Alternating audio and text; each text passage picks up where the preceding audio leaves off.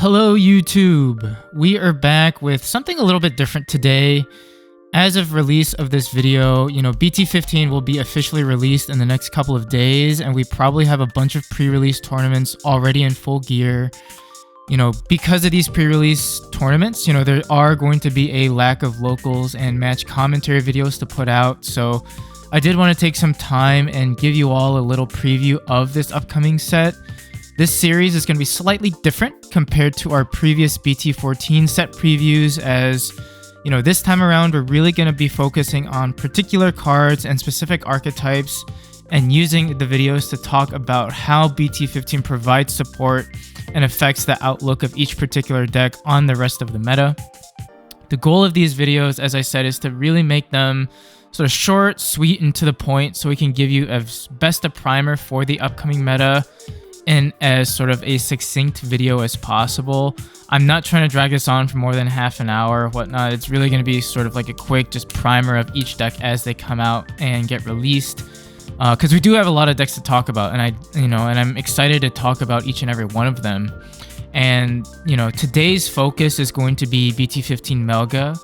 As a lot of you already know, EX5 brought Melga a ton of support with an entirely new X antibody line for the deck to go into, and that new line brought with it a kind of fresh take on the previous BT9 OTK variant.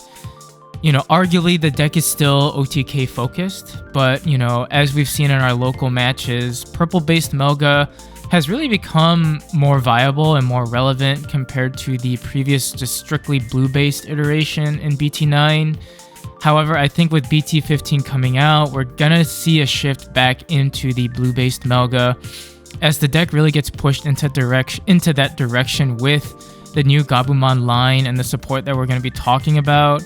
And even with the upcoming restriction list, which again shifts it more towards that blue base, I still think the deck is going to be tier 1. It's still going to be a really, really strong deck. I don't think the restrictions are going to handcuff it in a way where it's just not viable anymore. I still think it's a very viable deck, even with the limits to the new Gabu X and the new Garurumon X. So, I still think we need to be wary of it. It's going to be a deck that people are going to be playing. You're going to be seeing a lot of it in BT-15, BT-16 even. So, I hope this video can help you folks learn a little bit about what to look out for in Melga, and kind of, keep you guys informed as the deck evolves into its new form with this new set. So without further ado, let's hop right into it. So the first card we're going to talk about here is the new Sunamon. I really don't have much to say outside of this is pretty much a power crept version of the old BT5 Sunamon in a way. I think it fits a little bit better with the current iteration of Melga, as you do a lot of drawing and adding to hand via effects, so you're going to be able to proc this effect pretty easily still. And I still think it's a viable effect for other blue decks, which is why I think it's out there. I think the BT5 Sunamon is a very strictly Melga egg, whereas I think the Sunamon is viable in other decks, like for example Mirage and whatnot can use this egg. So outside of that, I don't think you really run any other egg outside of Bukamon to run your 5. I think the Sunamon for me takes over the old Sunamon. Gabumon from BT-15, I think this card itself is pretty decent, right? The ability to give blocker is pretty nice, especially in a deck that is still pretty decent at controlling the board state to a degree, with the Melga X from BT9 being able to bounce. You've got ways to delete via Melga Ace, as well as the starter deck Warurumon. So I think you can do a lot of things where you can really trim your opponent down to like 1 or 2 big bodies on the board, and then having blocker or multiple blockers on the field can be really helpful for your board state. I also think the inheritable to draw is a very solid addition. I think when you compare it to what it is replacing, it's definitely much better. Personally for my build, I'm replacing the old all-4 starter deck Gabu with this Gabumon, and I think this one hands down is much better for it. Just because, with any OTK deck, as we've seen with Wargrey, with Jess, right, with old Melga, cycling and consistency is key. So if you're able to give yourself more draw power and more consistency, you automatically do so. So that's why I really like this Gabumon for the set. Next card is going to be Garurumon. I really like it. You know, we finally have a level 4 that helps us play out a mat, which, surprise, surprise, is another key addition for consistency purposes in this Melga deck. When you pair this card with the BT-15 mat, you know, you just get even more resource gain from for the deck, which is essentially, again, a power corrupt version of the promo Garurumon. Yes, the promo Garurumon that we were using before was a when attacking, it wasn't a once per turn effect. You could keep proccing that draw power. But I think with how much you're drawing with this new deck, you more than enough make up for that draw power by cutting down the promo Garurumon. I'm still probably going to run that one as like a 2 of, but I like this one because the mat gives you so much gas in this sort of new iteration of Melga, and if you're able to find ways to cheat mats out with this Garurumon, I say 100% you have to run this at a 4 of. Next card we can talk about is the Warurumon Ace. I personally think it's okay. I don't think it's like amazing. Obviously, this is my first impression of it. As I do more testing, I can definitely update you guys as to like how my opinions change on these cards. But of the line, I think this is probably the most underwhelming one for me. I, right now, don't plan on running it unless for some reason during testing I find a reason to run it. Even if I do, I might use it as like a 1 of or at most 2 of. You know, the ability to essentially stun a card on Evo is like decent, but I just feel like it doesn't really fit into my game plan personally as a Melga player. So I'm deciding to not use it, but again, you know, we'll see. I think it's okay. You know, it's probably, like I said, probably the most underwhelming card of the new Garurumon line.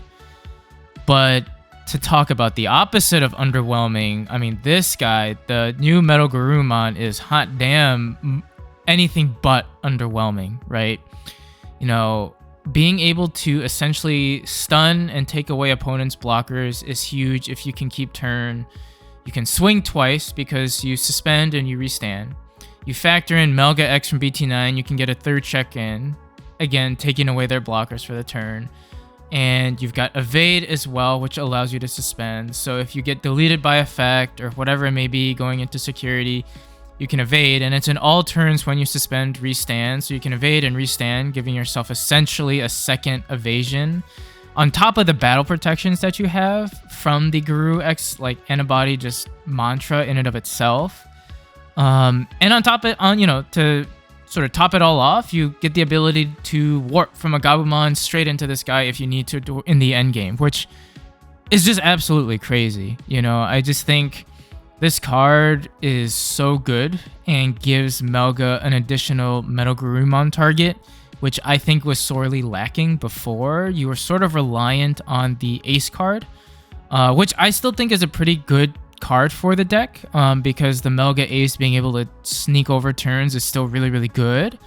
But having an additional blue target for Melga is, I think, really high value. And to have as cracked a card as this one be that target, I think is just absolutely beautiful if you're a Melga player. So I really, really love this card.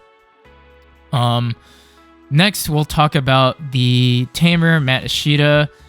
I think it's really, really good as well. I think a very, very versatile card for any sort of Gabumon, Garurumon deck.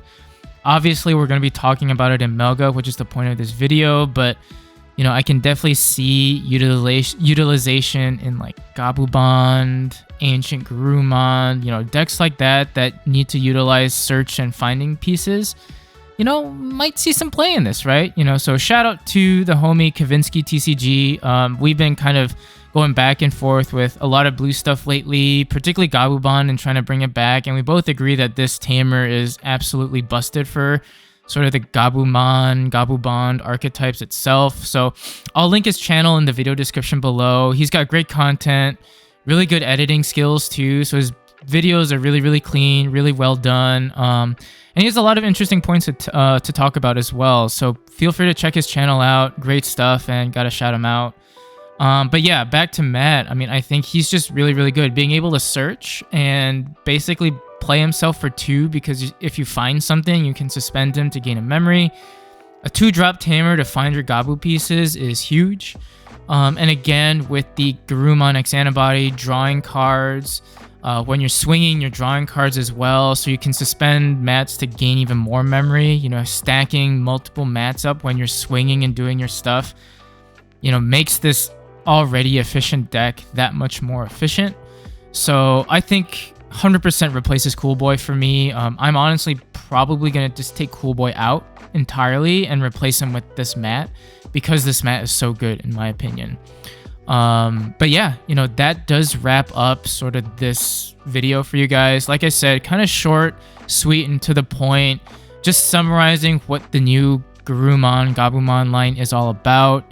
A formal deck profile with my BT-15 build will come out probably within the first week or so of set release, as I get my hands on the cards and do some testing and see what the deck is about and maybe tweak some ratios. But these pieces, these core pieces, are 100% going to be in the deck, if not like a 3 or 4 of.